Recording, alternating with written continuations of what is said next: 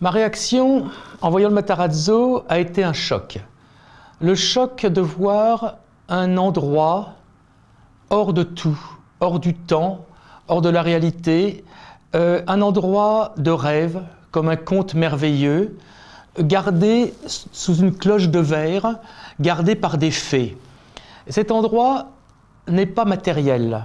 C'est un endroit qui est l'essence même de Sao Paulo, surtout des habitants de Sao Paulo, qui sont nés dans cet endroit, et on le sent.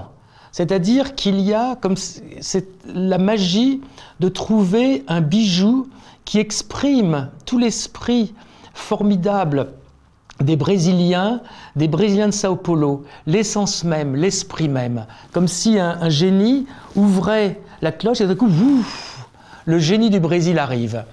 C'est un endroit qui vous plonge immédiatement dans le rêve, dans l'imagination, dans les contes d'enfants, dans les contes d'adultes.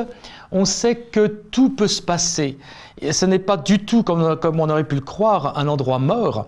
C'est un endroit de vie, qui a donné la vie et qui va encore donner la vie. C'est pour ça que très rapidement est arrivée l'idée que l'on pourrait en effet parler du temps, parler du passé, parler du futur. Le projet est fait de deux parties. Il y a le dessus, que l'on voit aujourd'hui, qui s'appelle le Matarazzo, et il y a la terre du Brésil en dessous.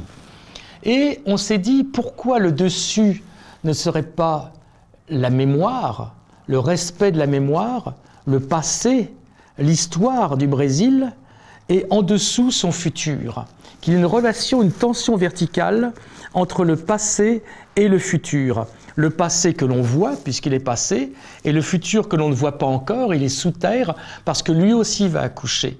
C'est-à-dire que dans cet endroit du passé, les hommes ont accouché, dessous, l'esprit pourrait accoucher, la créativité.